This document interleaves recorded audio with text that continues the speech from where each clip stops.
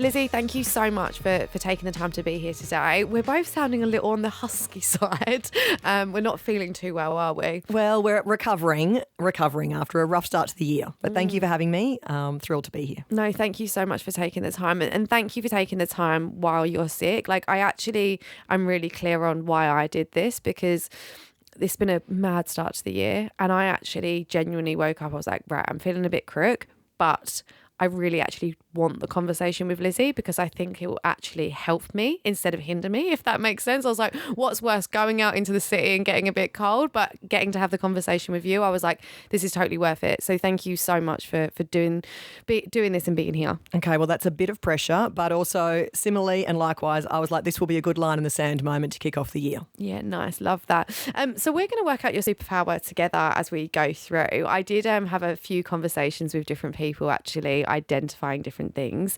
Terrifying. And I'm going to tell you where I ended up. And I think you and I, it didn't differ from where my opinion was when I met you, but we've had two different conversations. So one was down two ends of the spectrum, right? That really nurturing, I mentioned fairy godmother to you before, and you were like, that makes me sound old. But that really genuine desire to give back, and that real genuine depth of care. And then on the other end of that spectrum, and I don't know what goes on in between, you're the most effective woman known to man by the by the sounds of what everyone else says about you as well. And I want to explore that spectrum of Lizzie as we go through today. Does that work for you? Sure. I mean, it's sort of slightly terrifying, but let's see how this goes. Why is that terrifying? Oh, well, I mean, it's always hard to like hear about yourself and talk about yourself. I think that's an issue that many women have. But I can remember you coming, to see me and talking about coming on the podcast. And I was like, and you were like, oh, look, I understand you might not want to come on. And I was like, no, I'm happy to do the podcast. But as you get closer to it and you think, oh, what is my superpower and what is Chloe going to talk to me about? You do sort of start to think, oh, this is going to be interesting. Well, let's get into it. So tell me about little Lizzie. Tell me about you growing up. Little Lizzie. So born in Sydney, from Brizzy, grew up there, with my mum, so single parent family, and I'm an only child. Went through, school and uni and started working in the radio industry, and then fell in love with media. And terrifyingly, that was many, many years ago, in fact, decades ago now. And my media career has kind of taken me from Brizzy to Sydney, back to Brisbane, back to Sydney, to London, and back here. And I've worked across, television, digital, publishing, and radio and audio. And now am sort of here, I guess, in a role representing the radio and audio industry in Australia, which I really love, but having had sort of 26, now coming on to 27 years of experience across kind of corporate media companies, and also a bit of a stint at a startup, and now in an industry body. And how's being an industry body going for you? I love it. I love solving problems for an entire sector. That has been really fulfilling and rewarding, but also being still really close to the industry and interacting with all of the media companies I love. And it's a really broad role, so that's been fantastic. Was it an easy decision to step into that? Because it's quite a change for you. Yeah, so I had done sort of 12 years in audio in Australia and London, and then I did 12 years in television at Nine here in Australia. And they were probably, they were the best 12 years probably of my career. And certainly certainly within there was a 5-year window, which was fantastic, where opportunity presented itself, and without much sort of thought or really a plan, I just took the opportunities that came up, which saw me change roles within Nine quite a lot and expand my remit and do sort of interesting and unusual work. And that was awesome. But when I was staring down the barrel of the 13th year, and it was about this time of year, and I was like, I don't think I can do this again. And I knew I really wanted to change. So And I knew it had to look really different though. I didn't want to go to another media company in Australia at that point. I wanted something that was entrepreneurial, in tech and global. So I went and did startup for 2 years, and startup, that experience was fantastic, not for the faint-hearted. And what I did come to at the end of that was I didn't want anything that was global hours again. And so this opportunity presented itself and I liked it. And by this point, I'd sort of gone, I now need a bit of a plan. And I sort of reflected on what I had, which was a lot of corporate, commercial, sales, marketing, content experience. And what I had gotten in the startup was a lot of sort of finance. And what I thought would be fantastic was legal and regulatory affairs and interaction with government. And what I also love, and across a lot of my roles I've always had, is stakeholder management. And so I knew that I'd be able to lean into that and probably do this role quite well, but also learn something whilst doing that in the legal and regulatory space. So it was sort of a blend of something I thought I could do, but something I thought I could learn as well, which is how I ended up here. So it's almost like every decision you've made up until that point was leading you in that direction. Yeah, and I got to the point where I really decided that, I mean, I'm 50 this year, terrifying. And I thought, how do I want to spend the last decade, 15 years of my career? And what do I want to do and what are the gaps I've got to get there? I have so many questions based off what you just said. Okay, first one is, when it comes to the opportunities at Nine, what were the behaviours that led to you getting so many opportunities? So I'd gone into Nine with a very sort of defined commercial role, and I, was part of the Nine team at the time when we did experience a lot of growth and we had quite a lot of success and we were doing well. And so, when you're in those big corporate companies and you're doing well and you're delivering the numbers, generally things open up for you and you get broader remit. And that had sort of happened, and I took over Powered at for a point in time and ran that quite effectively. And then we did the Fairfax merger. And then the Macquarie merger. And so the remit sort of got broader and broader and broader. And because I had lots of sales and commercial experience, but had also started my career in marketing, that sort of came to a natural point where the then CEO, Hugh Mark, said to me, well, why don't you look after, marketing as well? So there was sort of natural progression. But there was also a point where he sort of called one day and was like, I want you to consider stepping out of Powered and the commercial world entirely and moving your role into doing a couple of different things that we need to get done. We need to think through our global, our content distribution strategy around the global tech players. We need someone to bring marketing together across the group. And then a few weeks later, he was like, we actually also need someone to look after managing directors and our Melbourne, Brisbane, Adelaide and Perth operations. It was a really weird role. Mm-hmm. It was a very long job title. When, it was press released, the question from the journalist was like, what actually is this job? Were you asking the same question? and kind of, but I was at that point where I was like, well, either I stay doing the same thing that I've done for the last 12 years of or by then it was about probably 9 years of my career, or I take this leap and see this as the opportunity that it is and that it will give me new skills, expose me to more areas of the business. Why wouldn't you do that? Do the same thing again or do something new in a safe environment as well with someone who believes in you. So, and, good support mechanism and exec team that et cetera. So I did that and did that straight, and that role was the best, role that I could have probably ever had. I love that. When you talk about people believing in you, how much of a big part of your career has that been? That's a good, interesting question. I think it definitely has been a big part. I mean, people believe in you because you've proven yourself to them. and they know that they can rely on you to deliver what they need and results. And I have been, I guess, in a position where I have delivered that. And so I have been able to make my path through the corporate world. If I think back to my time in London, I was given opportunities there that were a bit sort of like a like not my natural progression path probably.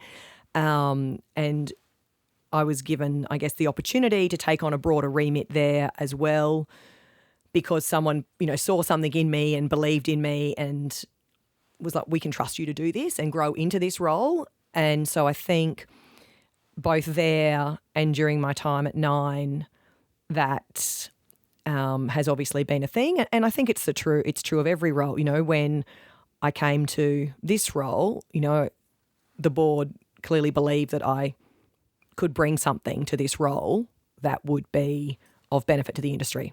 There were other people they could have given this job to. They chose me. They believe in me. But they believe in me because I've demonstrated that I can drive results. I love that, because I think part of the self-belief journey as well is like proving to yourself that you can do things. 100%, because once you feel like you can, and then even when you have a failure, you go, okay, I've had a failure, but I know I can do better because I've done better before. So you pick yourself up, you dust yourself off, and you go again. And where are you at with your self-belief journey?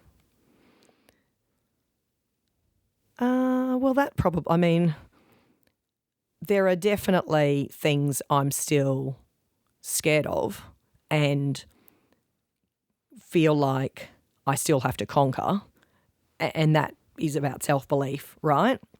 And so I think that for me, self-belief's got to be evolving, because I think the more you get to the point where you're like, oh, I'm comfortable, oh, I can do this, I believe in this, I'm doing really well, and then something happens and you get pushed further and you realise that's not the ceiling. And that, I think, probably just continues to happen in your career. I mean, I'm sure there is a point where you go, I'm done now.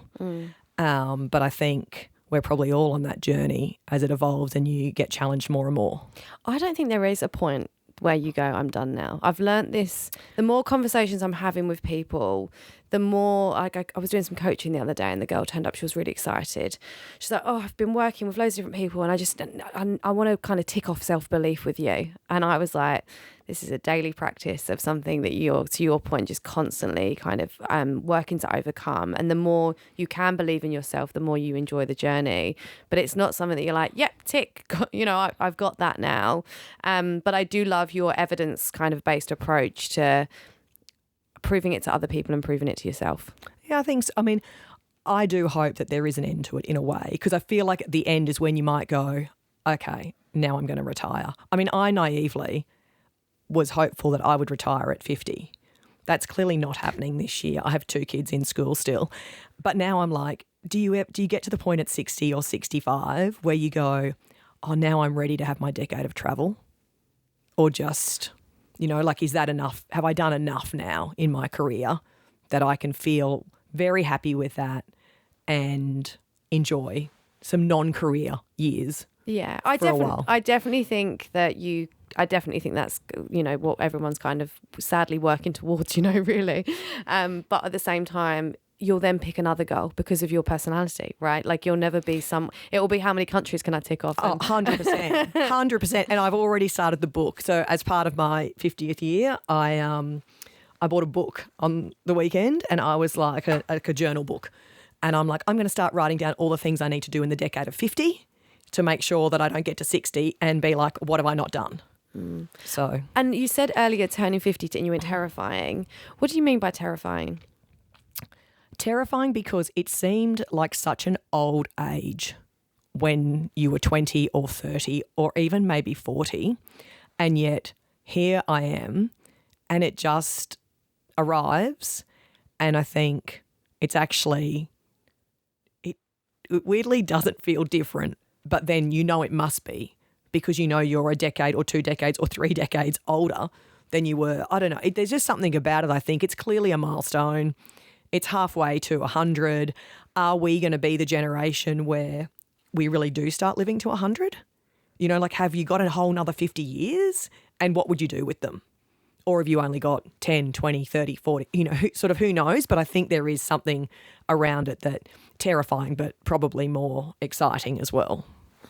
Tell me a little bit more about that, just approaching, because one of the things I've loved about these conversations is that I'm getting to talk to people who are older than me. And I'm learning, actually, like I had Jo Robinson from The Iconic, and she was like, just, like you just sit in with someone, you're like, I want to be you. Like, I'm happy to swap ages with you because I just want to be you, And if I'm honest, I always had this fear of getting older because I was like, oh God, I don't want to be an older woman. And now I'm like, since I've done this podcast, I'm like, being an older woman's the best. This is amazing.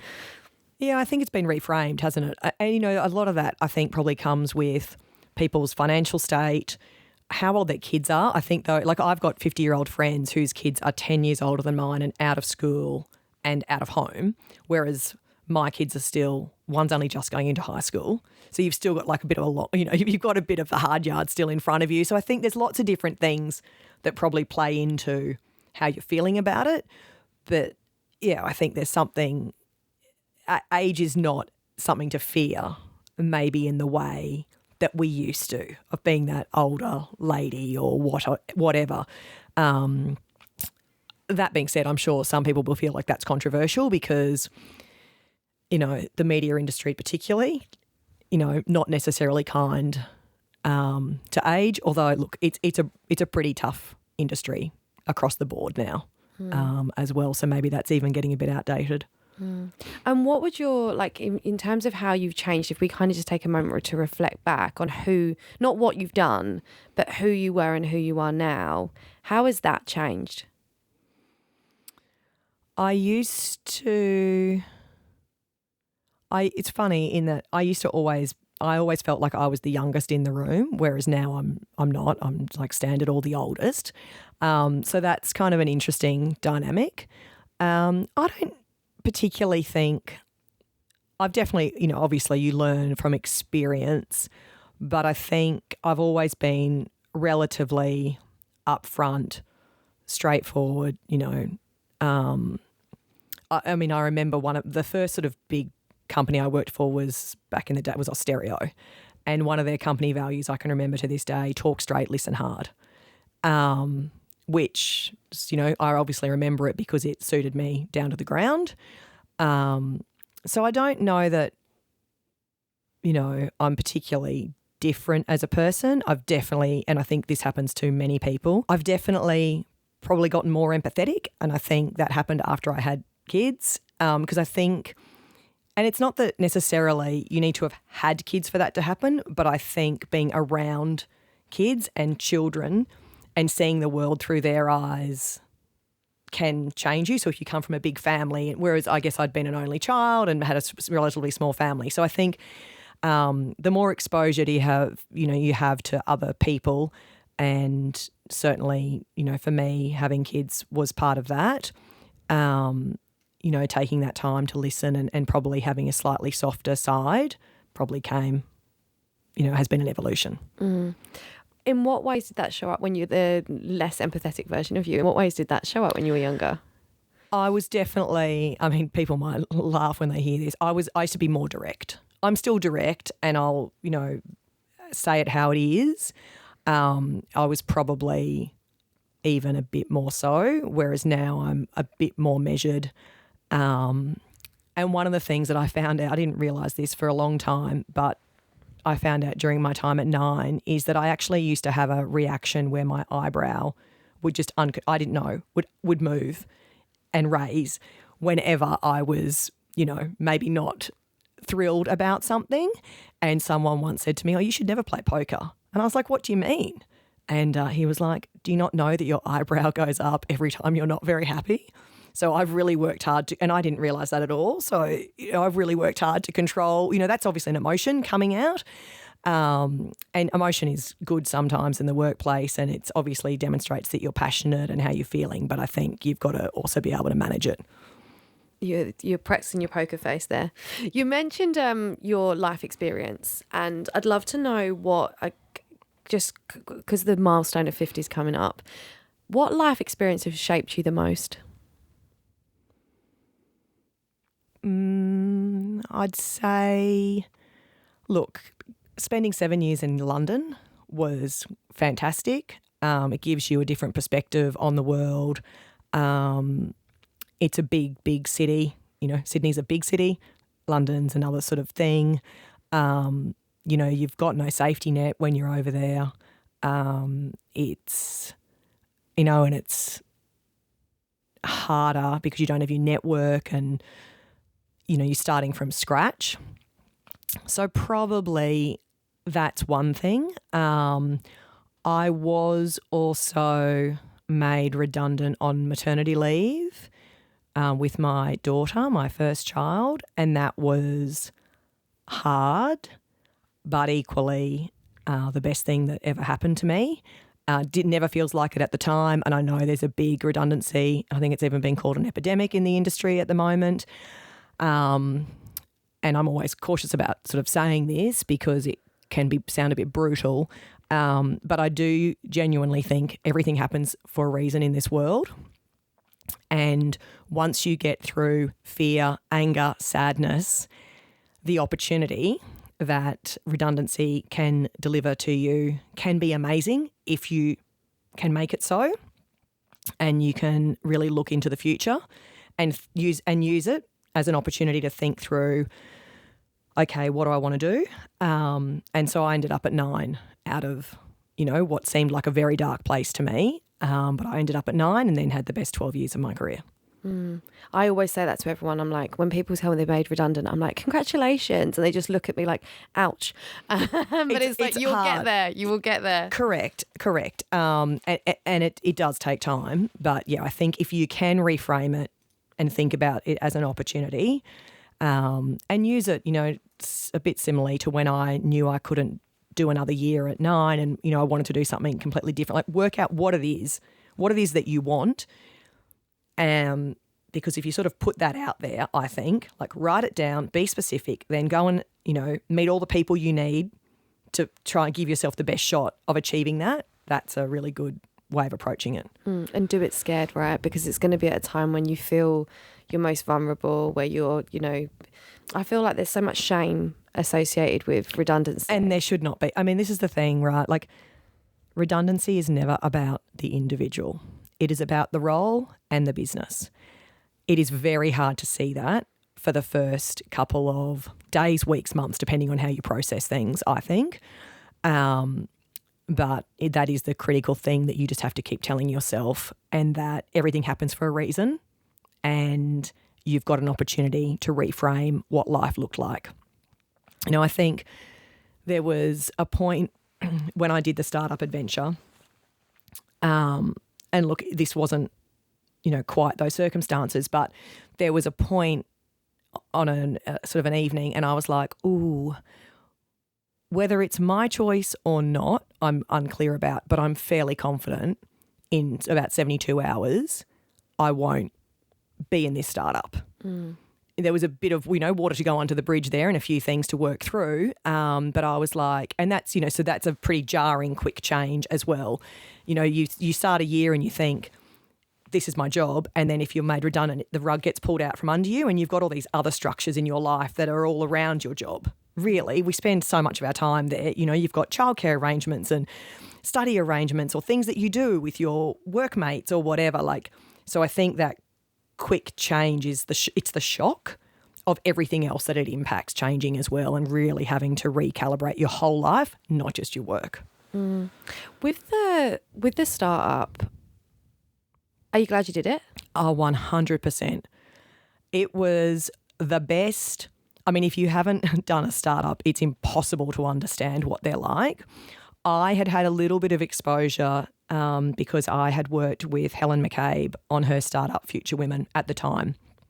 From literally when she wrote her very first slide and did the brand, to taking it to market, to get corporates to sponsor, partner with us. You know, and her business has been through a number of evolutions. So I'd had this, but I'd had a sort of a small exposure to that, and was on her board for the first couple of years. When you go out into and that was because it was part of Nine, and Nine owned, 50%, and that was part of my Nine role. When you go out into sort of full startup that doesn't have one corporate I guess, backer, and it's a lot of investors on a cap table. There's a lot of founder money in. It's a whole different ball game. It's a global company. It was without doubt the best thing I could have done coming out of a corporate media company. It gave me exposure to things I'd never had. I did a lot of travel with it. I was raising capital. We were in, Goldman Sachs in Manhattan, dealing with Warner Brothers Discovery, BBC Studios, like these big entities, lots of private equity, venture capital firms. So that was super exciting. But it wasn't meant to be in the end. Mm-hmm.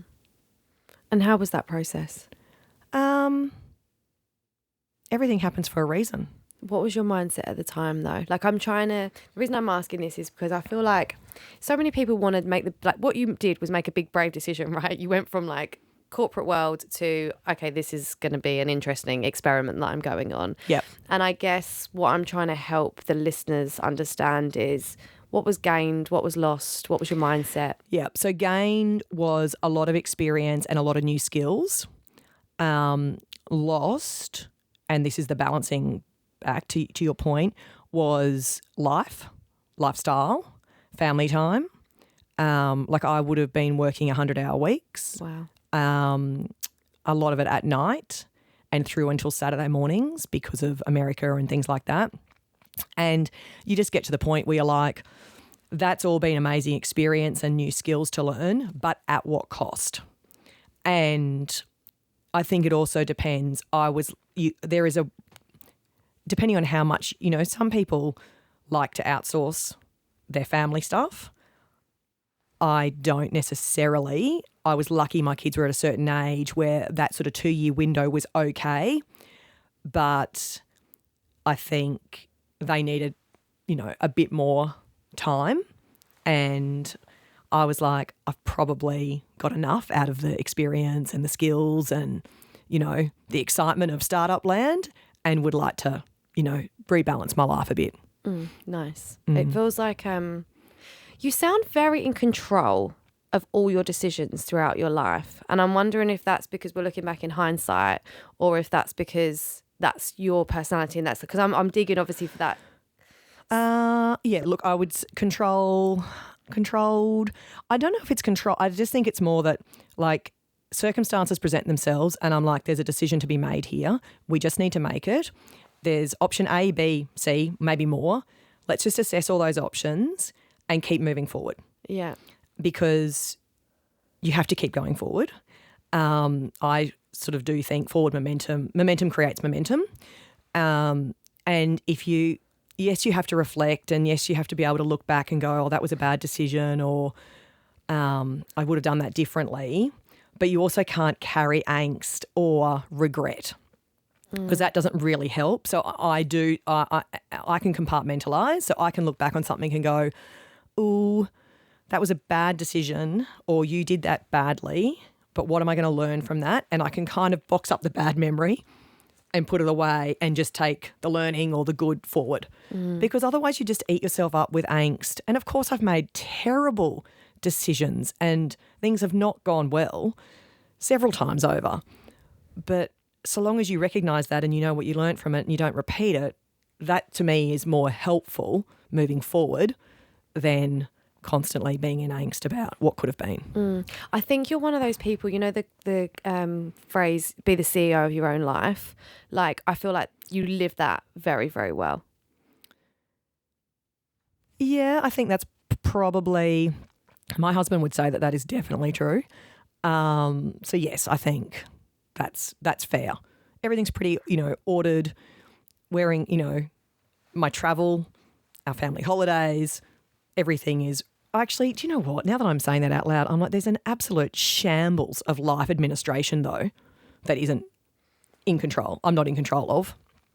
So maybe that's just a persona. But I don't even know if it's like a practical thing. I think it's more of a mindset. Like you seem to approach your career decisions and your life in a way that's very kind of like macro, can take a step back and go, okay, what are the pieces of the puzzle here? Yep. It's a real skill, I think, that not many people have. It's quite fascinating listening to you, the way your brain works through things and can compartmentalize in that way. Yeah, I mean, compartmentalizing, I think, is one of the greatest assets you can have in a way, because otherwise you can just get yourself into a jumble of mind games with yourself. And who's got time for that, really? I don't know. I think there's we want to be our best. You want to do the best you can, right, with your life. And I think you cannot surround yourself with negative thought and think that you're going to do that. But I am naturally more of an optimistic person. Like I will look for the positive in a situation, and I'll run to that and try and make that then be true rather than look at the downside. If you've got any advice for people who want to be the CEO of their own life, and I don't mean you don't have to have all your administration done, I mean from a mindset point of view, I feel like what you do really well is kind of go, how can I manage their different aspects of my life mentally? What advice have you got for people listening in? I think I would say, are there things in your life that are not making you happy, and what can you do about them? And how do you see your life? Like, how do you segment your life? And what are you prepared? Look, you've got to be able to be in control of things, which is interesting because we come back to that word you used at the start of this. And if things are feeling out of control, can you neutralize them? Or do you want to lean into things that you feel good about? And how do you make sure that things that don't make you feel good, you deal with and address and fix, which sort of comes back to fixing things, I guess. So I think there's sort of just something about really knowing in all aspects of your life what you do want things, like having a vision for what you want it to look like, and then thinking through where you currently are and then how you get there. And that comes a bit back to that thing of like, how do I create forward momentum? How do I keep moving forward to get to where I want to be in whatever aspect of my life that is, with my kids, with, the family, with my work, etc., with my health and fitness. And like that for me at the moment, clearly, because I've just come off 10 days of being sick, is top of mind. Like, how did I get to this point in January where I'm starting, the year off? Like, what can I do? So that's something that I'm going to work on for the next couple of weeks and get a plan in place, and then be like, right, I need to do that. This is the year of the 50. How do I get to make sure that aspect of my life is probably as good as the others? I love what you've just said. It's almost like you take a really business-minded approach in terms of like, it's like you're constantly assessing, am I happy? Is this working? What's, that level of self-awareness of actually risk analysis around what's going on. You make decisions, but then I think many of us can get to that bit, right? And then it's like actually doing the difficult stuff, doing the hard stuff anyway, is really where your superpower kind of comes into fruition. Because if I think about like, I've got the big vision at the moment, I've been making some decisions, but like I'm also burying my head in the sand because I'm like, oh, I don't want to face that. And how often can I avoid this at the moment, to the point where it urgently needs my attention because I've pushed it. You seem to have such a, and it's almost the superpower word that's coming to my mind, is that trailblazing, like you'll face the hard stuff. It's just organisation. It's just a method. Yeah, okay. It's just like, there's the decision. That's where I want to be. How am I going to get there? Action plan 1, 2, 3 is, these are the steps to get there, and ticking them off. Which is very much how, and the hard stuff is in there, but you can't get to the next step in the action plan unless you do. So if action plan is 10 points and 3 is a really hard one, but 6 is a really good one or an easy one, you've still got to get through 3 to get to 6, right? And that's where people, I think, stumble, because they don't methodically think through what are the steps, and then it's all overwhelming. And then you're just like, oh, I can't get through this. But I think that comes back to just the roles that I've had, and it's a learned skill from the professional environment. I've had a lot of roles that have had a lot of stakeholder management in them, and often from competing sides. So how am I going to get through this problem and solve this when I'm trying to bring people to the table who are on opposite sides of this negotiation, and thinking through the conversations that needed to happen, the work that needed to be done, the evidence and the data and, that needed to be supplied to get us to where I think, fundamentally we need to be. That's very much the professional version of that, but I probably do something similar in my work, in my personal life as well. Yeah, absolutely. Do you realise what a skill that is and how much people would love to be like that? I just think it's the nature of the roles that I've had. And I think I can think of all my teams that I've had over time, like they're all, really strong in that sort of, it's execution, right? It's decision making, it's vision, decision making and execution, making something a reality. I think there's a difference though when it's work because someone's holding you accountable, right? So I think that I understand what you're saying. Like in terms of work, it's like we have to follow the steps, we have to get the things done. But when it comes to personal kind of side of things, it's so easy to run and hide. But I just don't think you do that. I think you. Oh no, I do. That. Okay, tell me more. I definitely do. I mean, there are things in my personal and family life when I go, yeah, that's very organised, and then there's and we're doing that. But then there's the bit where I go, oh, there is definitely stuff that I've swept under a rug that I'm just avoiding and not doing. So there's always a bit of that. But do you mean administratively or cognitively? It's not like, probably a bit of both. I don't know. Can I come back to you in 6 months? Because I've decided, again, year of the 50, I want to find all that stuff. I mean, I think sometimes you don't even know, right? Like you just like, oh, my life feels a bit like it's in chaos over there. So I'm on a bit of a mission at the moment between now and June to work that out so that then I can get into the decade of doing all the fabulous things that I'm going to do between 50 and 60. And your gut reaction. This list better be good when I come up with it, hadn't it? Your gut reaction when you just said the things I'm avoiding, what was there when you said that? I mean, I haven't sat down and thought, oh God, what is like 60 going to look like long term? What does it look like? Which you would do I can tell you what the industry's strategy is for 5 years from now. Can I tell you what my personal strategy is or, my outside of work strategy is 5 years from now? No. Can I tell you this year? Yes, which I have done, but nothing longer than that. So there's probably some thinking around that which would be helpful. If you could meet your 60-year-old self today, what advice would she give you?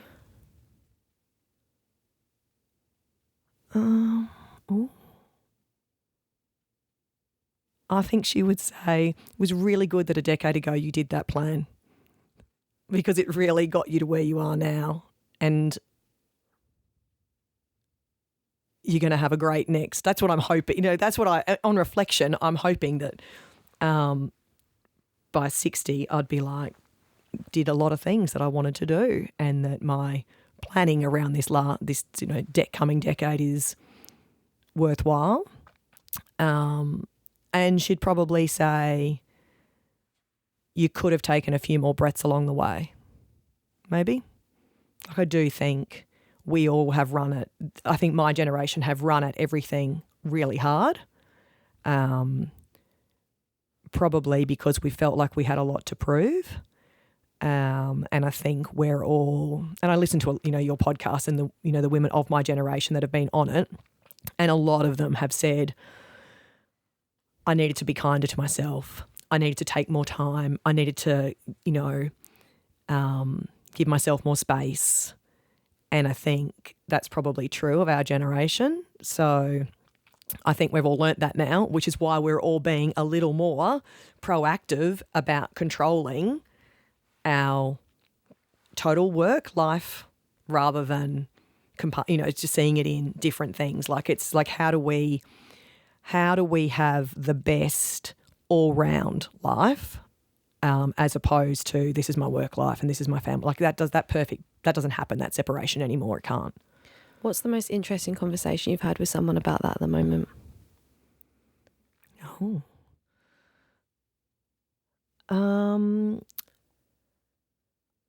I have a good friend from university who lives in Brisbane, and we talk about that a lot, and just managing or being aware, like managing exhaustion, because everybody, I think, acknowledges we've all been too busy, and I hate the word busy, and try never to say it, and actually now probably try to never get into that state, because I don't think it's healthy for anyone. So her and I have some sort of good conversations about managing that exhaustion, and we both are obsessed by travel. So we spend a lot of time dreaming about, I guess, those big breaks and how you have great experiences.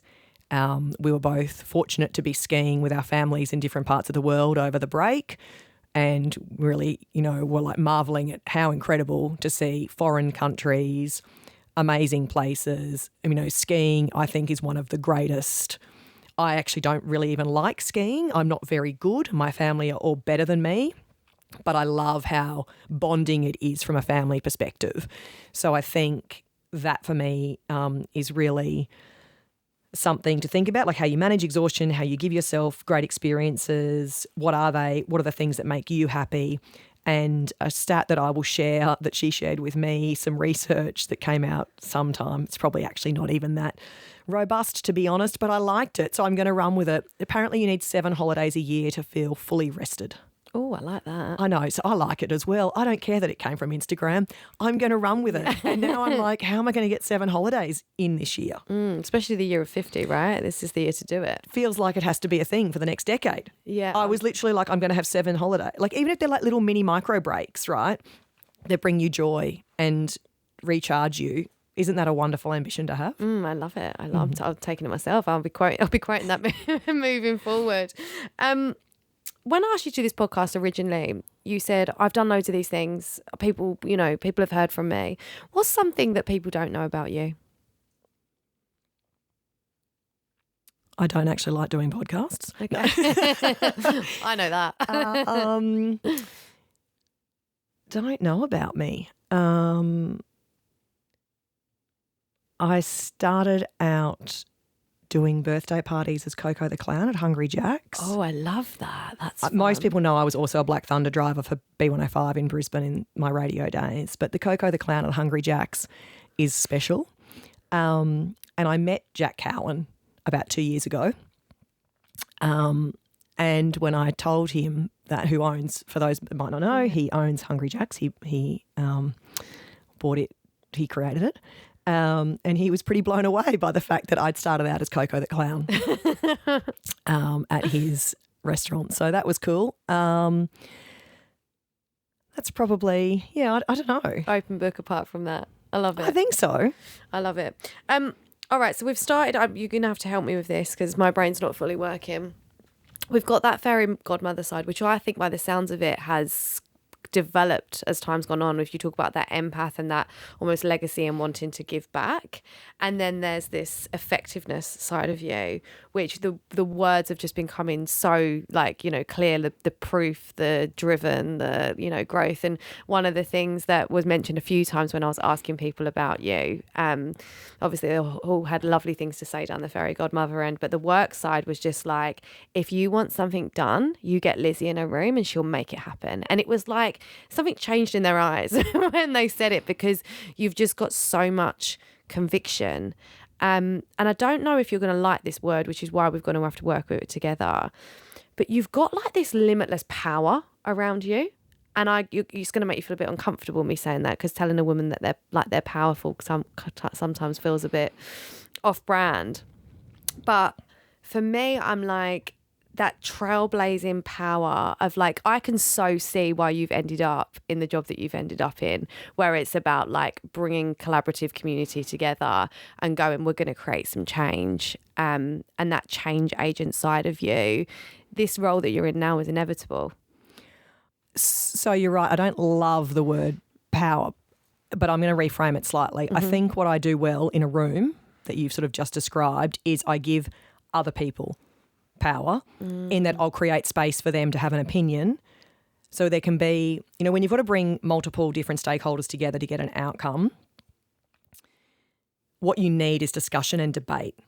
And you need every side of the argument to be heard so that you can then move it forward. And so I think what I'm effective at, or the superpower, is doing that and giving people space and being able to have a vision and see where we need to be and know it's not going to – and I can work through a problem to go, I know this side's going to say that and that side, one side will say X and the other side will say Y. What discussion and debate needs to happen, and not be scared of that and being able to control that in a way that's positive and get us to an outcome, which is why I get things done. But there's sort of a method to how to use that, if you like. And the word empowerment, which is what you're saying, just brings those two, fairy godmother side and the direct growth driven side together almost at an equilibrium, right? Because it's that you've got to be followed, you've got to have a vision, you've got to feel like someone who's going to get the results and move people forward, but you've got to and I'm good at seeing like how other people will feel, how they will react, and why for them something is one way but for another person it's another way, and sort of working through that problem. That we're gonna, if you're comfortable, Limitless Empowerment is, I feel, the title of this episode, if you're comfortable with that. And I think that speaks to the CEO of your own life, right? Like, I really do feel like listening to you, I find like at the moment that very, very woo-woo, a bit like Nicole Bentz here, but the universe is guiding me, right? Everything keeps happening to me for a reason. These podcasts keep happening to me for a reason. And I needed, despite my throat dying this morning, I needed to spend this time with you. And you have no idea how much you've just laid out for me what I need to do when I get home.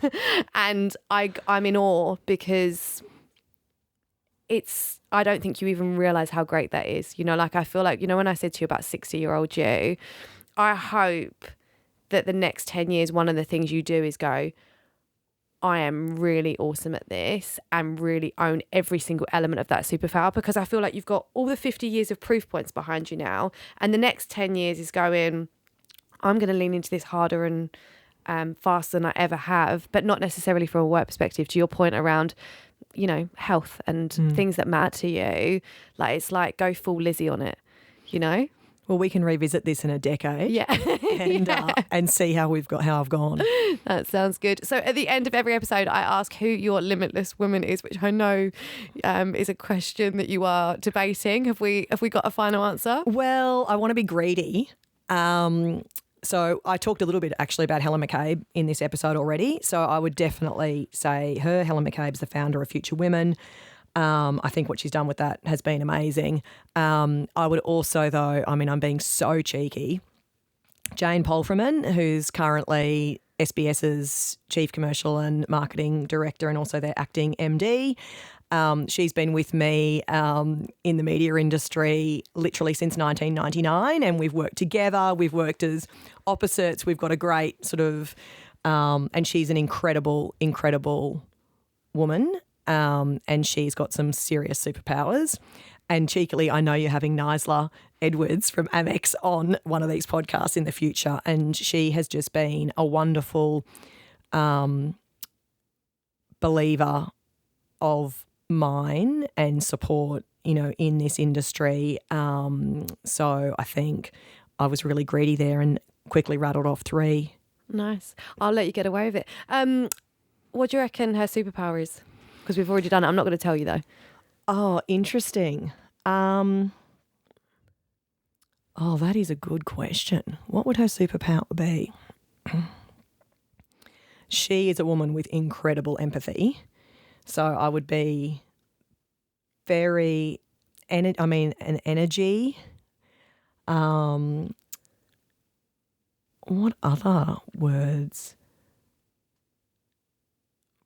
Probably they would be the two things that I think about with her off the top of my head. Okay. So I'm very intrigued to see what to hear what her superpower Stay is. tuned. Lizzie, thank you so much for doing this, especially when you're sick. I appreciate it so much. Thanks, Chloe. Thank It was great you. to be here.